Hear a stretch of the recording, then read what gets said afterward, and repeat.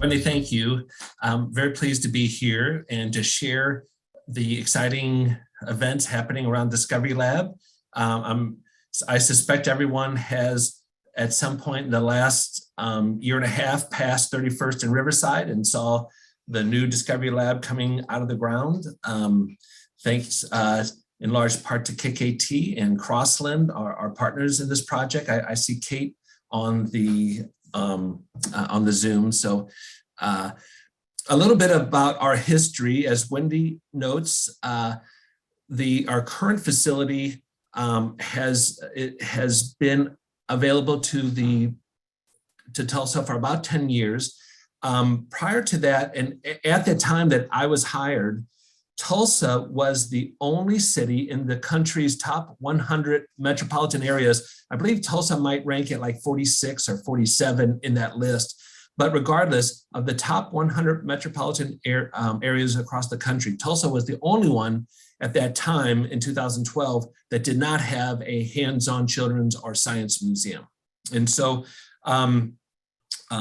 together with the city of Tulsa providing an opportunity for us to locate in Owen Park, we renovated the Owen Park Rec Center into our first iteration of Discovery Lab.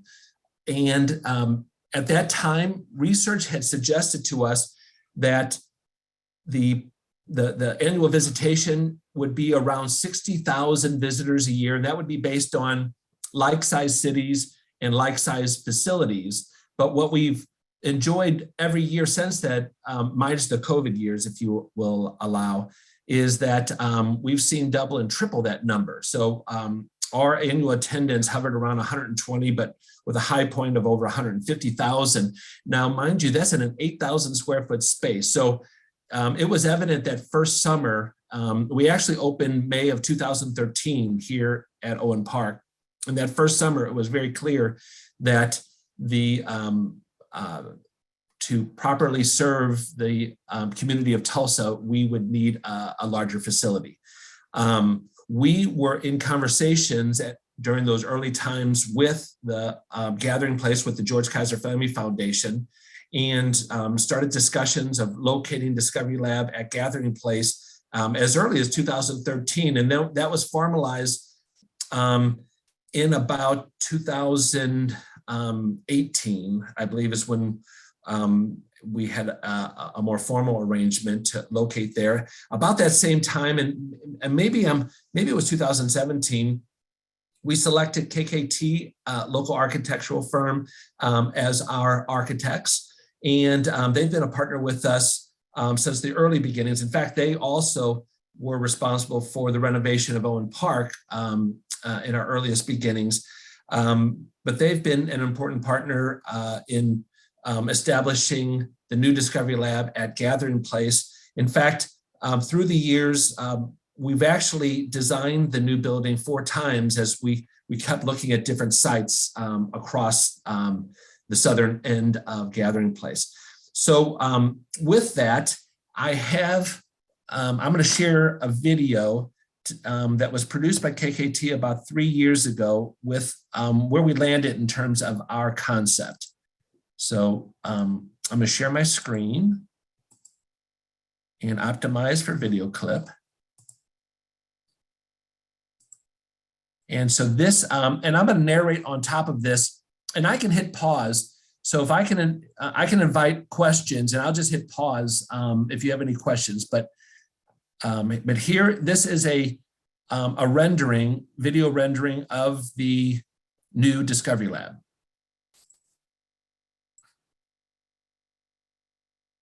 Can you see that?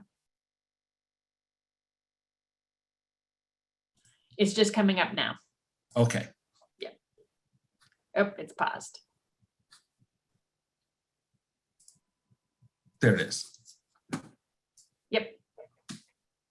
So the bank of windows, if this is as if you're driving down Riverside, that bank of windows you're seeing just inside are 5 classrooms, as the Discovery Lab will be Tulsa Public Schools STEAM Center. This is the Riverside entrance. There's no back to the museum. We have a Riverside entrance and a Parkside entrance, and that's a through lobby with a 27-foot ceiling. We'll have a 250-seat amphitheater. That's being shown now. The location has shifted a little bit. It's flipped to the just a little bit to the north of where you're seeing it. It just rotated 180 degrees more or less. And within the amphitheater, we will have science theater, science demos, music performances throughout the year. And this is in the free space. So all of that programming will be free.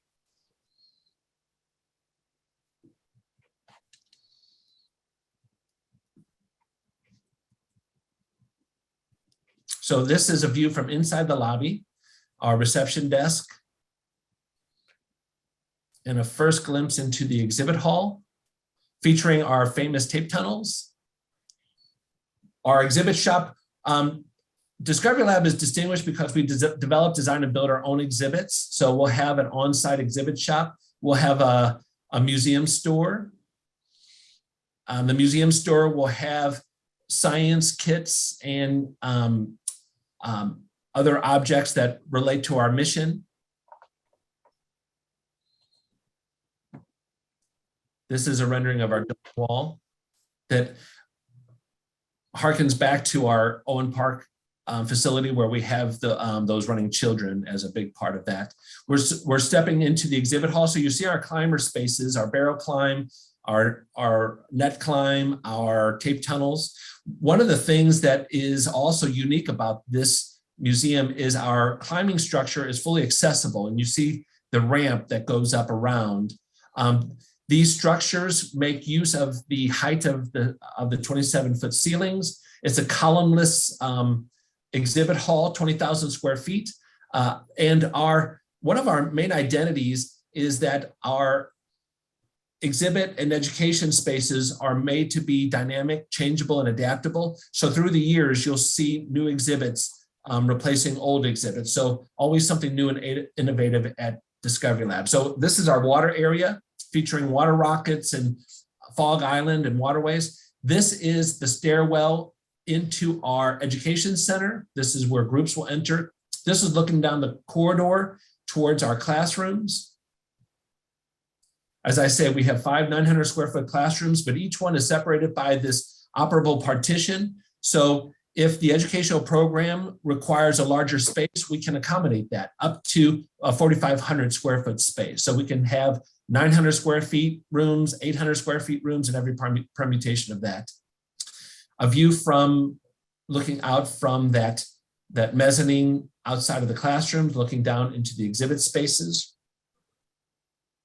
Even though these structures are significant and robust, they are designed to be changed out in the future. We have a 3rd floor event center that is part of our revenue plan. So we have built into our business model several alternate revenue sources, if you will, to support our operations, our educational operations.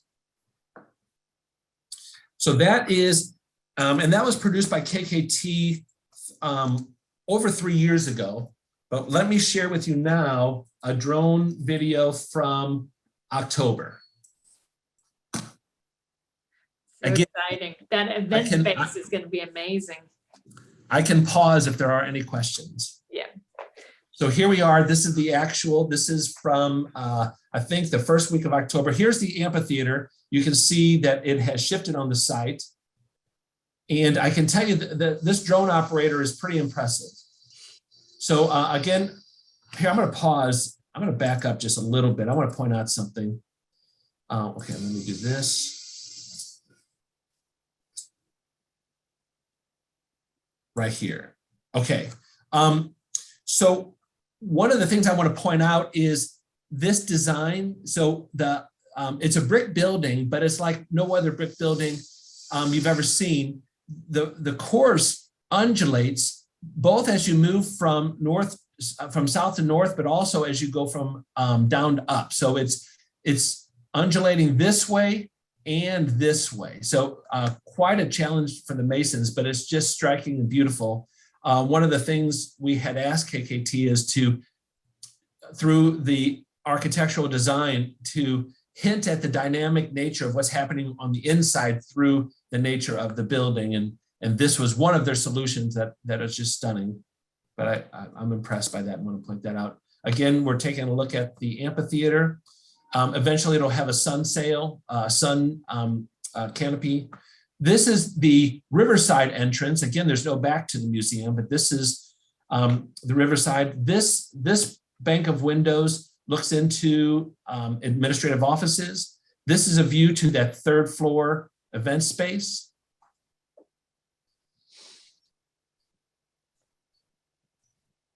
And now the drone operator is taking us inside. You can see him standing there to the right, and there's the shadow of it.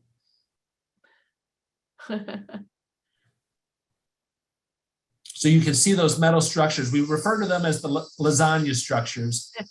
I'm going to pause for a second. Each of these rooms, we have engaged local artists to come up with experiences within those segments of this larger structure. And basically in the RFP process, we said, here's an entrance, here's an exit, come up with something interesting and STEM related in between. And we received several proposals, and local artists are currently designing those spaces for us. And those will be updated and changed routinely. And again, even though these things are substantial, they are made to be changeable and removable. This is a view from inside the lobby. Beautiful high ceilings. Now we're in the exhibit hall. You see the dust kicked up by the drone. This is our tape tunnel system. We have 10 tape tunnels. And another view of those lasagna structures, as I call them. Back here, this is the Imaginarium, that circular space. You said it was what, the Imaginarium?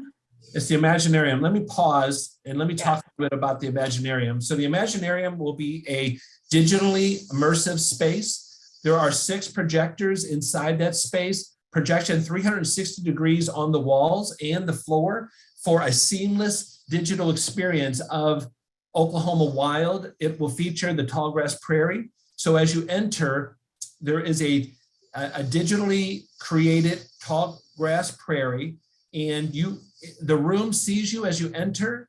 It knows where you're at and how you're moving, and the room responds to you and everybody else within the room. So you can approach the walls and part the grass, and you'll see scissortail flycatchers, animated scissortail flycatchers on the walls, catching insects, and you might be approached by a bison. There will be a rainstorm that will occur at some point. It will create puddles on the floor, digital puddles, that is, that you can splash in. It's going to be quite something. That's amazing. So this is a view into our classrooms. Again, there's 5 classrooms separated by those removable walls. This is looking over our water area that we refer to as our hydro lab. This space right here, and now that we're seeing it from the other angle. So this space is our water wall. So there's 240 digitally controlled water nozzles that visitors will control so they can spell their name and make designs in the falling water drops.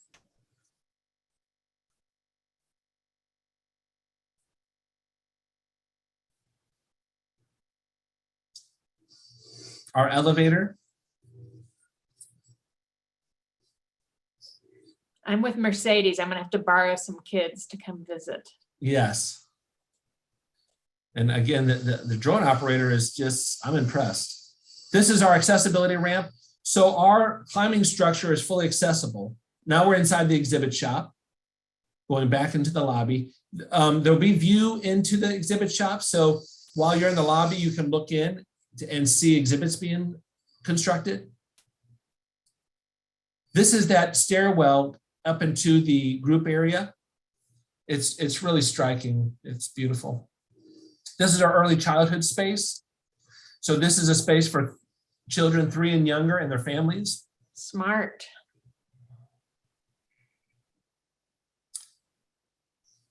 So that's, and so let me, and then finally, I have a set, so this is the report that Crossland gives us every month, and it just came out. So this is more updated, but still images, but it's so gratifying to go on the site. Every day something significant has changed. And so you can start seeing the finishes on what I'm referring to as the lasagna structures. The railing going up on our accessibility ramp. Our donor wall. The elevator.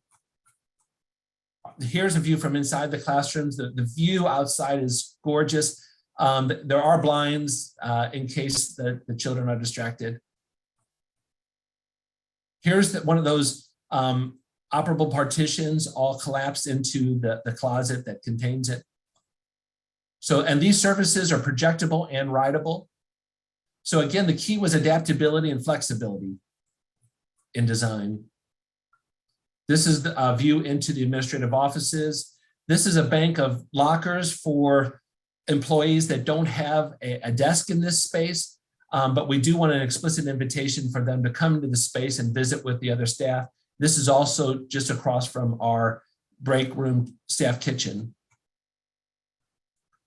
View into the office spaces. This is our large conference room. Restrooms. The event space. So you can see a lot of work. And also in the event space, there's 3,000 square foot indoor, 2,000 square feet outdoor. And then these doors, these window doors, all accordion open. So we can create an indoor outdoor space, weather permitting. This is a view from the top of the amphitheater looking at the parkside entrance. Another view of the amphitheater. This is the office space. It looks a little bit like a kitchen or break room. Yeah, what's throwing me is this window. Oh, But surprise. it Maybe does that's look- a reflection from the, I don't know. Yeah, I am not exactly sure what this room is. I'm gonna have to find, oh, no, I don't know what this room is. Oh, it is, it's the break room. I don't know what this is. I'm gonna have to go back and look. Sorry, I'm distracted. This is the science store. Another view from inside the science store. You know, that's what that was. It was the science store. I'm realizing. This is again the Parkside entrance, and here you can see they've given us as they from November. You can see sort of the progress by month as we arrive at current. So with that, I'm happy to answer any questions that anybody may have. Beautiful. I've got a couple starter questions, and then I've also got the chat thread open if anyone's got additional ones, or feel free to unmute. But my first one is, you said that this is going to be Tulsa Public Schools STEAM Center. Tell me more about what you meant by that and what that partnership with Tulsa Public Schools looks like. Sure. So the STEAM Center, at the same time that we were planning this new facility, Tulsa Public Schools was planning their STEM Center, as it was referred to at the time. The challenge there is that the district had funds through a bond measure to build their STEM Center, but they did not have the funds to operate a STEM Center. But have it, KKT was working with TPS to concept their STEM Center. And of course, they were working with us concepting our science museum, and they actually brought us together, and we put together a plan to become the now STEAM Center for Tulsa Public Schools. And what that means is that every child within the Tulsa Public Schools system, pre-K through 6th grade, will have a field trip to Discovery Lab, as well as a 1-hour focused project-based STEM lesson that ties back to the classroom curriculum and every student every year. So that's approximately 26,000 students every year will have a Discovery Lab experience each year, which the potential impact of that is huge. And we're actually looking at doing some longitudinal studies about the impact to inform our field as well as our operations to maximize impact to students through our programming. But to be clear, our education center is fully accessible to all districts and public and private schools in our region and beyond. So the TPS portion accounts for 50% of our capacity. So the 50% of the capacity remains for all the other districts in, as I say, public and private schools to also take full advantage of our educational programming and museum. Great. Ray, Amy has a question, and Kate has at least partially answered it perhaps, but Amy is wondering about the capacity of the event center and whether you're going to allow alcohol. And the good news is she's thinking about a couple of upcoming events, and I know almost everyone on this call is probably involved with a variety of corporate nonprofits that have events. Yes, and Kate, correct me if I'm wrong here, but the capacity of the event center is very specific due to fire code. I believe it's 499 people as set by the square footage and egress, so which is significant. Yes, and so we're working out our policies and all of the insurance and legal ramifications with regard to yes, the 499 includes the outdoor terrace. But in terms of alcohol, looking at insurance and legal issues with regard to that, but that is certainly the plan. Cool. So one of the things that excites me is that outdoor amphitheater. I didn't know that was a part of the program, and it seems very smart. And you said the programming and that was going to be free, and you mentioned a couple types of programming, but tell me more about how you envision the amphitheater, and will that be rentable?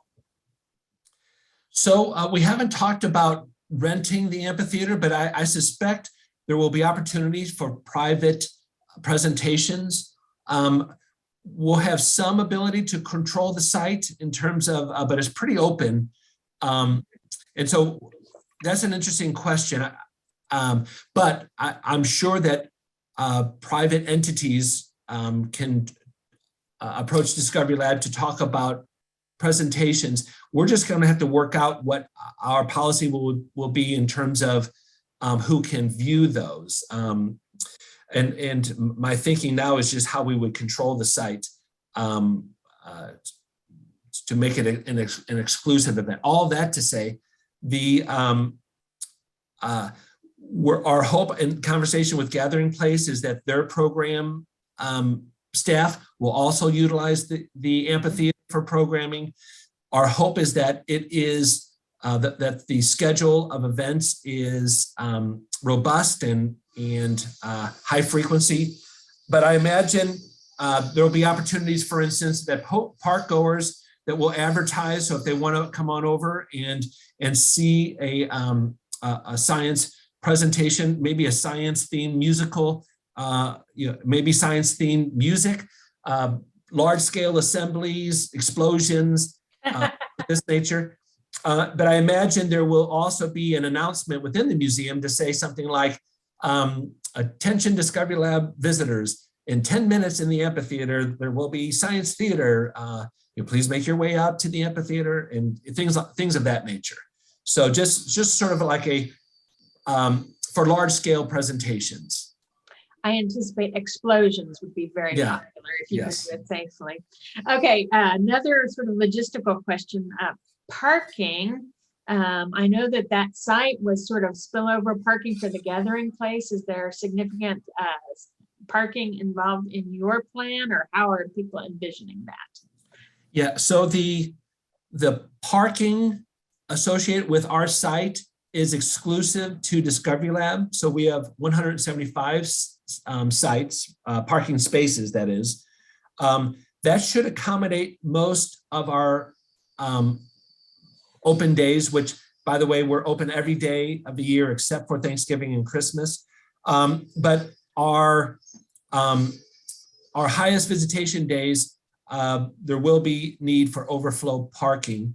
As far as gathering place, I know that transitioning this site, which to the point raised, was originally part of their parking, but they've opened additional parking spaces, including in the site to the south, that exceed what existed prior to Discovery Labs construction. And I know Gathering Place continues to put forward strategies to address parking issues for peak days. So as I say, most days of the year, there are no issues, but on peak days, of course, there are issues. So shuttle system, Discovery Lab will be on the Gathering Place shuttle, stop on the Gathering Place shuttle system, as well as working with the city of Tulsa to be a bus stop just on 31st outside of the museum. And Cheryl asks, is there going to be an entrance fee for children or adults? And I'm curious to add on, is there currently an entrance fee? And so is that, is there a change or is it the same as where you are? Yeah, so there's currently there's an entrance fee. Our current fee is $8. It will raise to $10 as we move to the new site for adults and children. We do have several accessibility programs to help ensure that the price of admission is not a barrier for participation. So we've been very active in the community to be explicit and welcoming and being the active partner going out into the community, making sure that those programs meet the needs of the communities and that there's awareness of those programs and participation in those programs. So that program, by the way, is called Accessible Discovery, and it has it's been mandated by our board that at least 25% of all participants in our educational programming and exhibits have opportunity to participate through this Accessible Discovery program, which has translated to zero fees for our participation through that program. That's amazing. So Chris Miller asks, and you may be lucky we're virtual or you might shoot him. Have you set an opening day? And we were just talking about construction and how unpredictable that can be, particularly this time of delays of things sitting out on barges. Yeah, so the hope is that we open before the end of the year. And to Wendy's point, there's still a lot of moving parts, so we have not advertised an opening day. We are planning soft opening events, particularly for donors and members, that I'll go out on a limb and say will likely occur mid-December as soft opening events and sneak previews and exclusive access for members and donors. Although, as I say, lots of moving parts. I know that our contractors and subcontractors are experiencing supply chain issues, and I think that's across the city, across the state, across the country. So unexpected delays due to that. So I get updates every day, literally. I bet. So you mentioned membership previews and things, and Mercedes actually asks about your annual family memberships and what kind of membership programs you have. Yes, so we have various levels of memberships to accommodate families of different sizes and needs. One exciting one that I'll promote is our Gizmo Guild, which is a $1,000 membership, which it allows participants to support our capital campaign as we are within $1 million of our total campaign of 51 million, but we still have that little bit to go. So, but the Gizmo Guild will have early access, first access to the museum for members, but also will be listed on a plaque outside. We have a large sculpture of the gizmo, referred to as our sort of molecule on our logo, that red thing we refer to as the gizmo. And so we're going to have a 12-foot stainless steel and glass gizmo sculpture just outside the park entrance. And there'll be a plaque listing all of the Gizmo Guild members. We're only selling 500 of those memberships, so there's some exclusivity. And also, as I say, early access to the museum. But on our website, you can find all of the various member levels, again, designed to accommodate different family sizes and needs.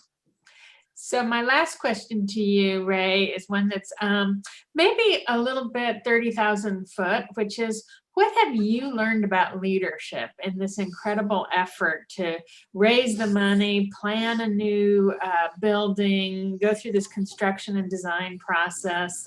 What have you learned about leadership or had to dial up in your own leadership? Yes. So one of the things that has impressed me since the earliest beginnings, when I first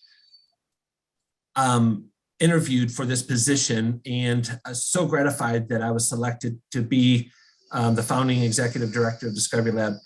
The founders of this museum, Leah Storm and Stephanie Stump, to me have been examples of extraordinary leaders. And what I find remarkable is their confidence, their competence, and their calm.